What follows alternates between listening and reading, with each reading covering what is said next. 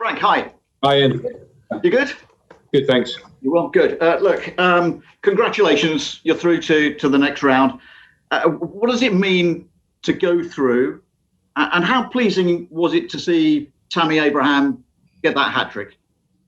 Well, it's important to go through. Clearly, it's a competition we've had success with in the modern era, and expectations are that we go through in this time. But in practice, you know that's not as simple as it sounds. Luton are a good team, championship team, competitive team, good young coach.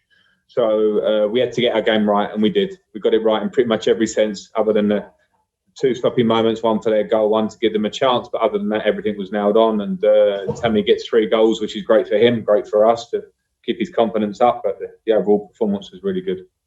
Yeah, I mean that third goal in particular, from one end of the pitch to the other, how special was that? Very much a team goal.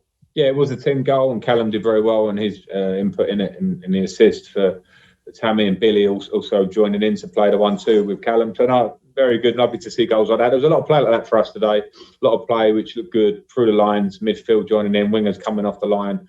We had a lot of threats in our game, and I'm pleased, very positive in that sense. So players need to carry on with that kind of attitude and that kind of level of performance. A couple of moments that you I guess weren't happy with. One in particular, Luton's goal, Kepa's mistake. But did that make things much harder for you? And what does that do for his perhaps already fragile confidence?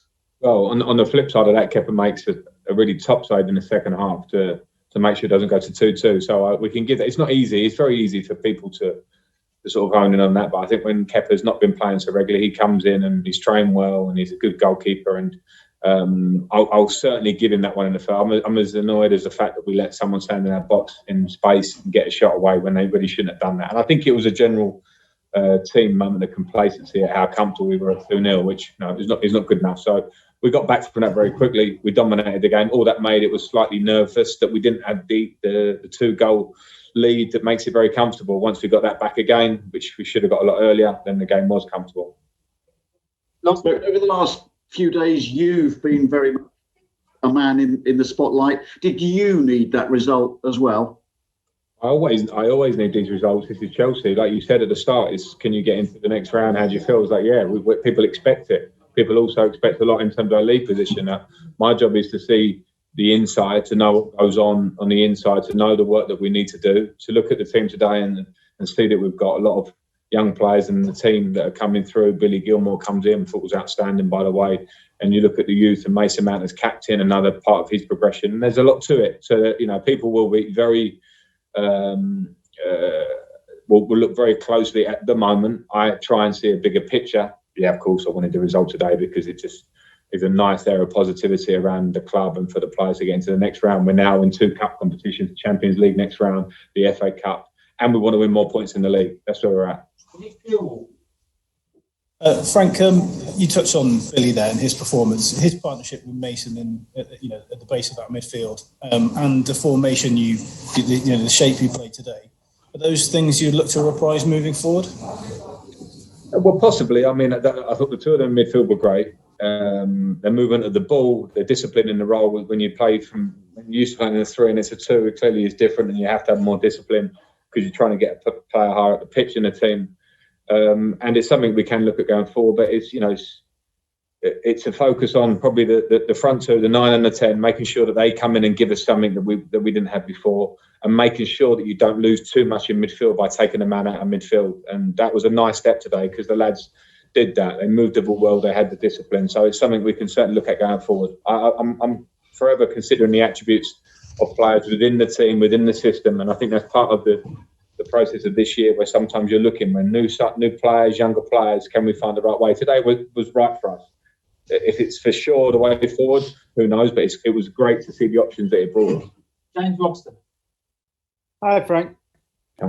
Of course, we know all about the run Chelsea were on going into this game, but perhaps another way of looking at that is, I think now in the last 4 games, it's 3 wins. So does that actually point to the reality of the situation that you've turned the corner? Can I also ask if you a quick thought on Werner and missing the penalty?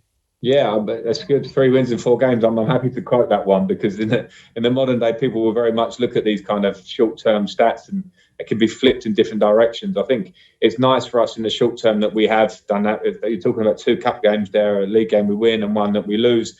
And the scrutiny on a club like Chelsea, it's normal. And the good thing for us to do is not to get too caught up in how many games have we won recently or where are we at in the table. When you're off it slightly, which we have been, the focus can only be on changing the form. And I thought today the individual uplift in form and the collective uplift in form was a big positive. So I'm very happy with that side.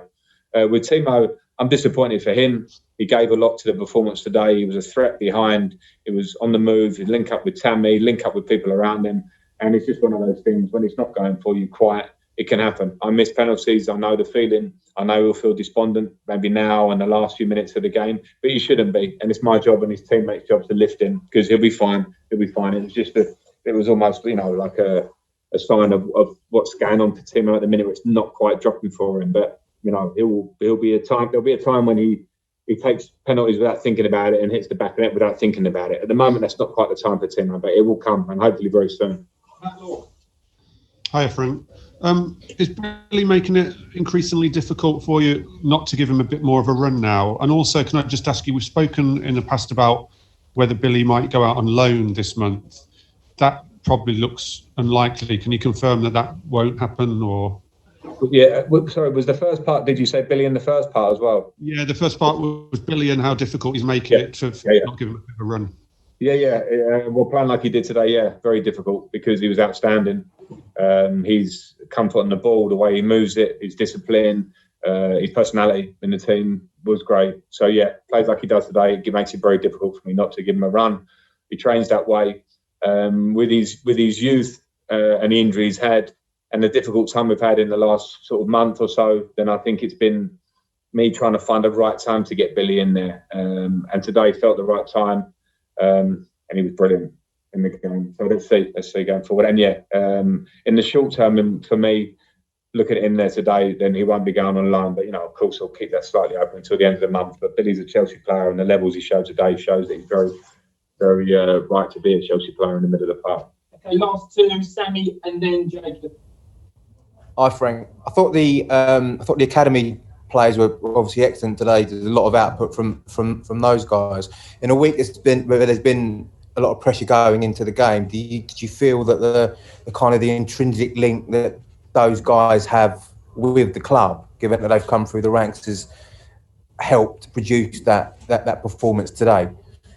Well, I don't want people, because people are very in the moment, and I get it because we're all a bit reactionary sometimes, but because we've had some difficult results, I think people maybe want to sort of find an angle, look at the reasons and find a negative angle. And I think sometimes actually people maybe look at the young players and go, it must be because of the youth. I don't actually think it's always the case with us. I think some of the young players, Mason's a great case, have been outstanding this season and in this patch. But what I will say is I think when you are, hopefully, when you look at the story since I've been at the club and last year when we managed to get in the Champions League, a lot of great performances come from the young players and the energy and their qualities and what they're given to the club. So I wasn't nervous to play what I felt was a pretty young team today, a very young midfield. They bring energy, they bring a real desire. And it's important now that we just look at everybody in the squad, no matter youth, no matter elder, no matter if you're on the bench or you've been out of the team, and everybody fights in the same direction. It's absolutely the only way to be successful as a football club, but to be successful trying to get out of a difficult time. So today was good. The players were good, the players on the bench were good. We just go again now, day by day. Okay, last question, Jacob Steinberg. Hi, Frank. I just wonder how you felt when you saw the banner in the shed, and whether you were able to kind of look to your left and see that new banner from the fans. Obviously, they're not here to show their support, but they're able to do it from a social distance. I mean, was there any emotion for you in that? Well, no, I wouldn't say today because I was probably maybe focused because I knew about the banner a week or two ago and quite directly from the people that put it together, who are obviously huge supporters of this club, and I was very appreciative and maybe, I don't know if emotional is the word, but people who know how I feel about this club will understand it's a two-way thing from when the first time I come here, probably 20 years ago nearly, whatever it was.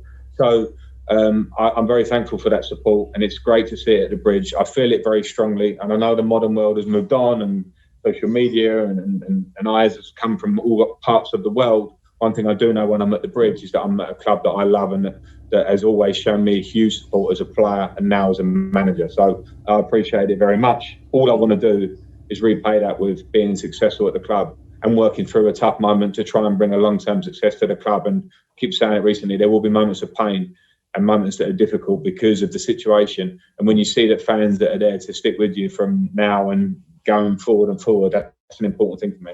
Thanks, everyone. Thank you. See you later. Cheers.